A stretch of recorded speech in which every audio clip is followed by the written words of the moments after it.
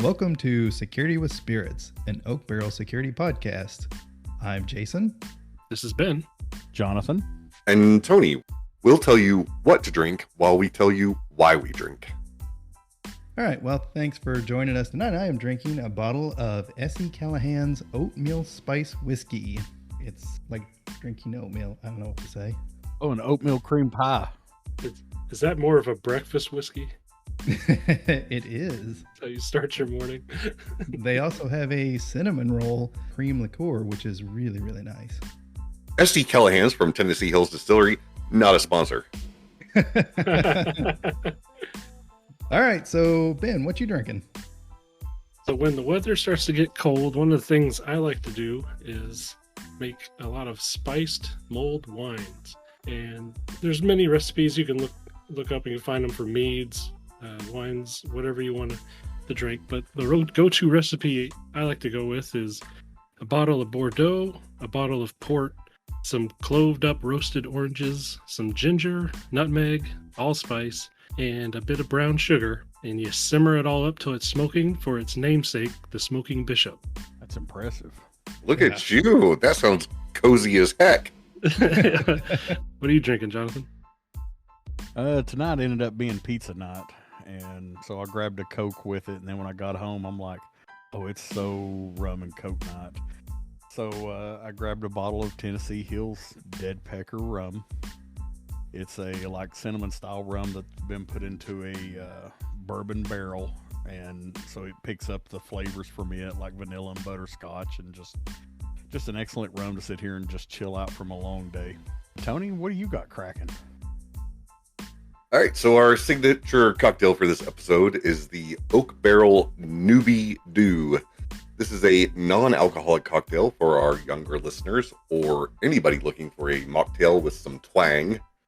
I used a shot of apple cider vinegar to replace the whiskey kick. Add some lemon juice and top with ginger ale. Stir in some honey if you can't hang with the twang. Find this recipe, picture, and eventually even possibly some cybersecurity content at oakbarrelsecurity.com. I love the name. Newbie Dew. That is awesome.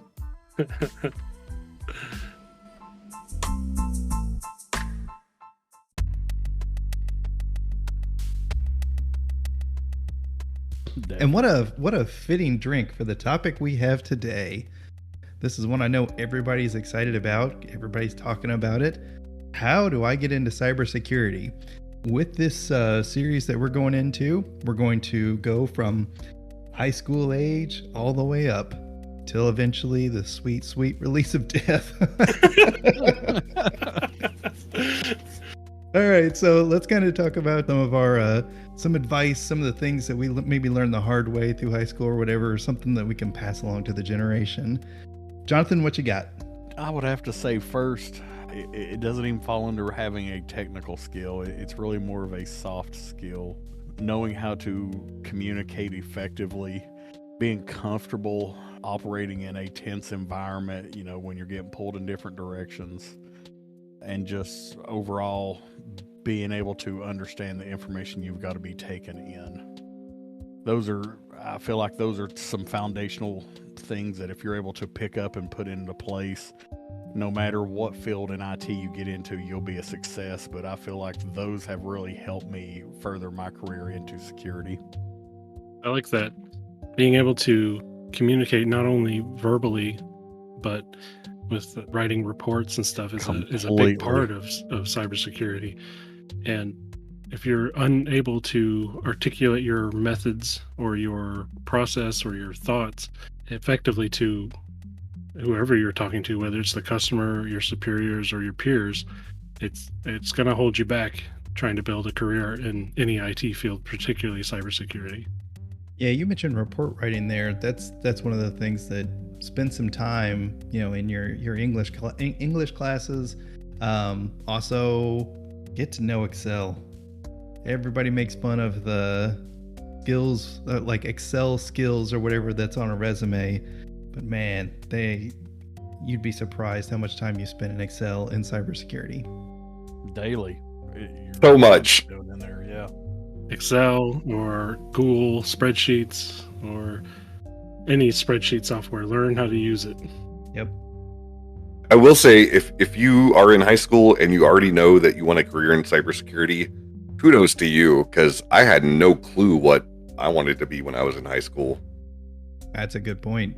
That's I was the same. Yeah, when I went to college, it was to learn to make music for video games. It wasn't long before I realized, oh, well, I'll just do IT work and move on from there. So you're probably not gonna have a decision quite made until you actually start getting in the field, because you may turn out you hate it. But I really think that a key skill to learn is something about managing your time and learning how to effectively get things done. Like, set goals for yourself, take the time, set the controller aside. I mean, not saying don't have fun, but learn how to regiment that so that you also are looking for these things that you're wanting to do.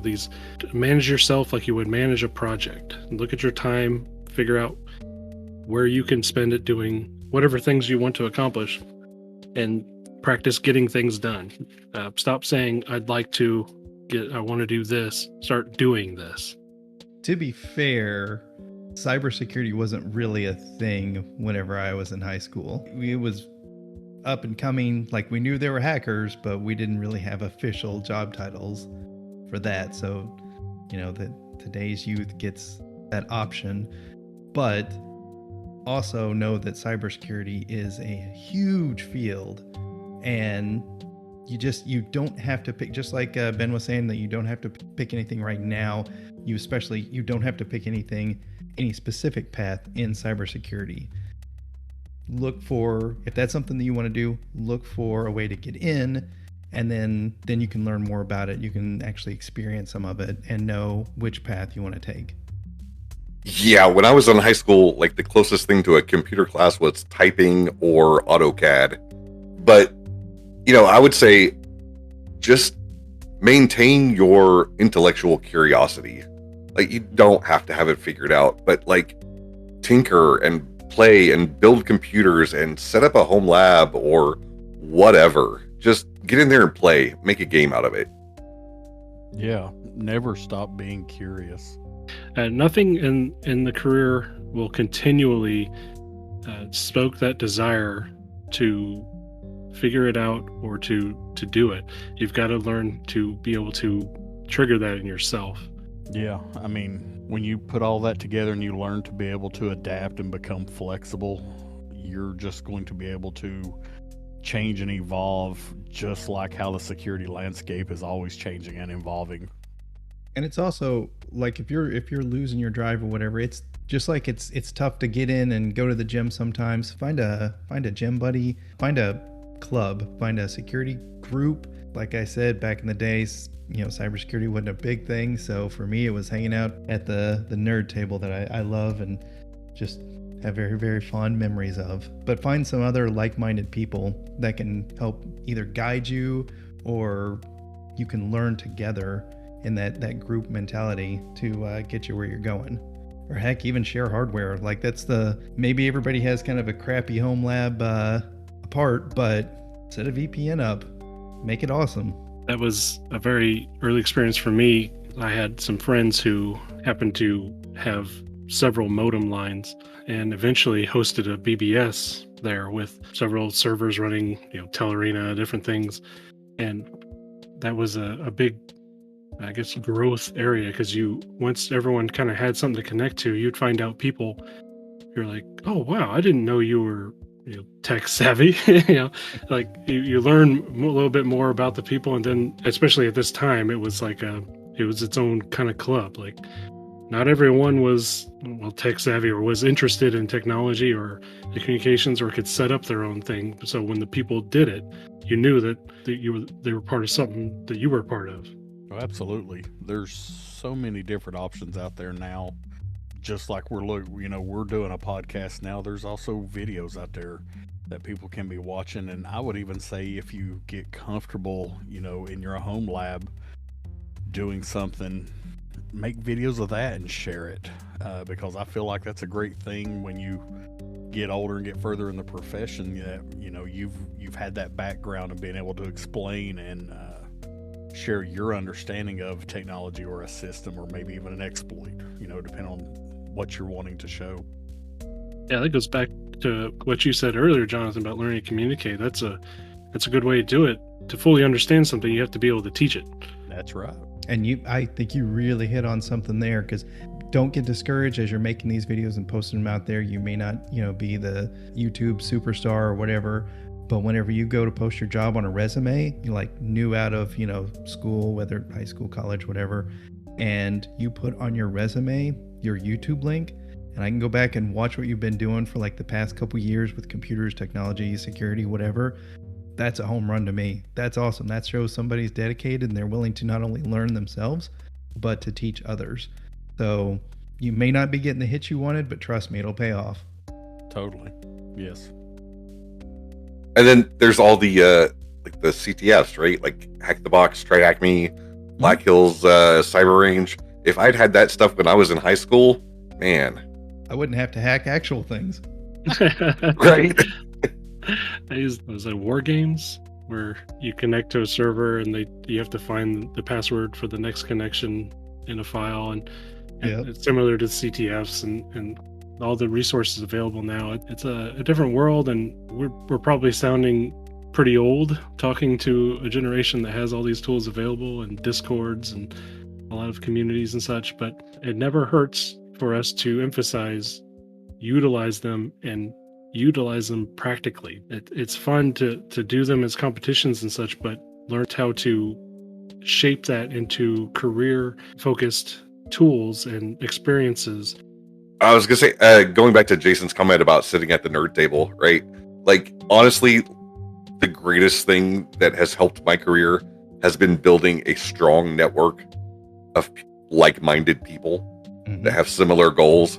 So yeah, man, create your nerd table, whether it's in real life or on Reddit or a Discord or some other forum. That network will pay dividends. One of the nuggets that I can share: most high schools nowadays, they'll do some sort of validation that you're in high school, an email address or whatever. Use that. Go to Azure or go to AWS. They will give you free resources for like I think Azure's like a year. I'm not sure what AWS is. Use them. Get in there. Know those platforms. It's free. It's all free with your educational discount. I don't know how. They're charging me $8 a month. I don't know what credit card they're charging to, because it's not mine. But I still have an Azure cloud out there for when I graduated years ago.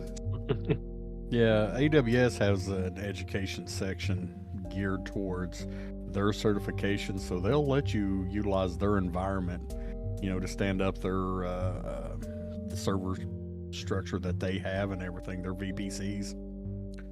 So, and it's the old mentality that VMware had. So VMware, they started out giving all their stuff away for free, all of their servers and stuff, because people would use them in their home labs, and because it's free, so that's what I'm going to use, and it's solid stuff, and they would use it in their home labs, and they know it and learn it. And then whenever they're sitting at the table at work and they're like, well, what kind of virtualization platform should we go to? They're going to say VMware, because that's what I use at home and that's what I want to use. So it's the same thing. Azure, AWS, they're giving those away. So more people learn them, the more people are going to choose them at work.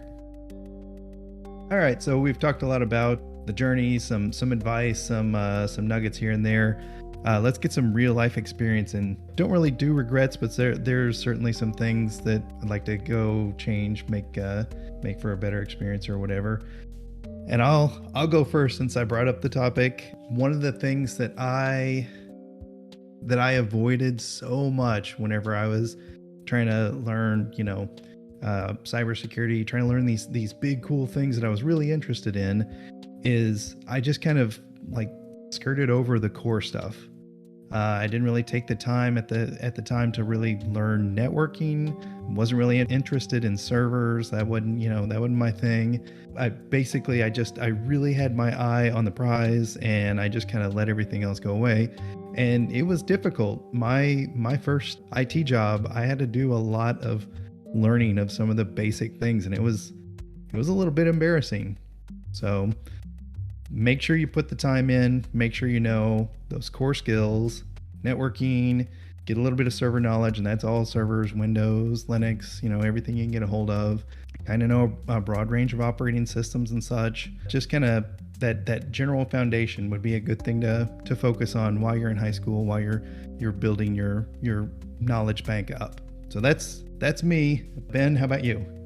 One of the things I touched on a little earlier was talking about learning how to set goals and accomplish things, and that's something that I would definitely point to as something that I wish I had been more driven while I was in high school and had the abundance of time. That's something that as you start out in life and you don't really realize it till much later, is just how much more time you have as a child or as a teenager or as a young adult even. A lot of the goals and accomplishments that I did achieve, I achieved much later through sacrifices and other things to make up for the fact that I didn't have the time. So if I had better used my time and even just somehow regiment myself a little bit more to accomplish these, and setting aside time to study, setting aside time to learn the different foundations of the technology rather than just going with the surface level items, or learning how to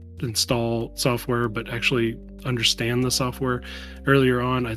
That's the thing I would point to the most, is make use of all the extra time that you have. Think about how much time you have. A book that I would like to recommend, and mostly just for the appendix has the most information on it, but Total Recall by Arnold Schwarzenegger, as he talks about time management, his appendix or afterward for that biography. And that was a real eye-opener, because it makes you realize just how much time is in a day and how much time you have available. That'd be my thing. That's a great book. I actually really like that book. And I forgot about the time management piece. Little tidbit though, if you buy the audiobook, Arnold only reads the first chapter. Just a little disappointed. He does read the afterward.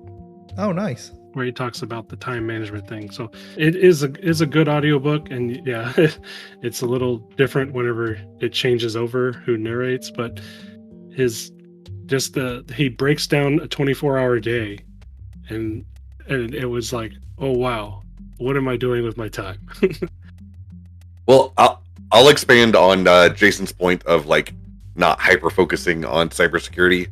I'll say, like, don't even hyper focus on IT.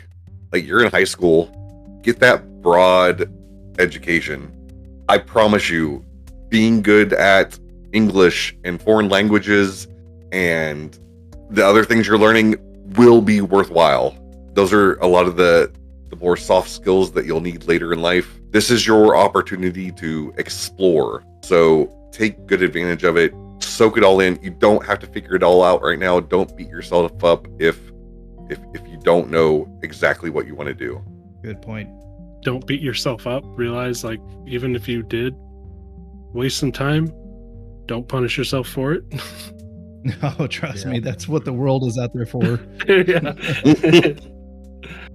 So I'd say probably about 10, maybe 12 years ago, I was sitting in a meeting full of high school teachers, and they were talking about, these kids that are going to be coming through school soon will be graduating, or like when they're starting high school, the job that they're going to go into does not exist at this moment, but it will then. And I've watched some of these jobs come to terms, or come, to go live, and I see that, and I remember them saying that these students starting in kindergarten need to know what they want to do, and I'm like, that's messed up.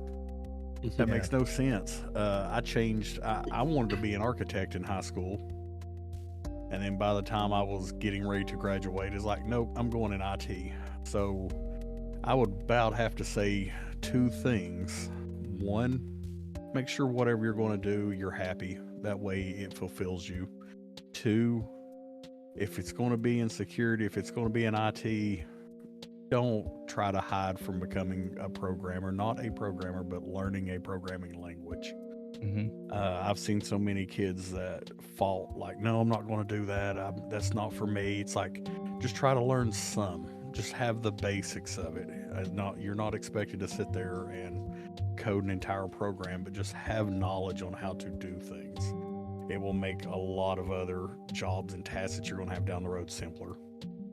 And you hit on something really important there. Do what makes you happy. Don't follow the money. You've got to love cybersecurity to be in cybersecurity. It's very brutal, very stressful. So you got to love what you're doing. And then the, nice bonus is like you've got a decent company to work for. Even better is you got a really cool group of people around you. So hopefully you can find that someday. But yeah, don't just settle. If cybersecurity is not for you, it's not too late to switch to something else, and there's no shame in that. Also, an architect, like Art Vandelay. Yeah. I thought he was in latex. Well, he was, and then he was an importer-exporter, and finally... Oh, you're talking about like an architect like in The Matrix? Like Colonel Sanders behind the monitors.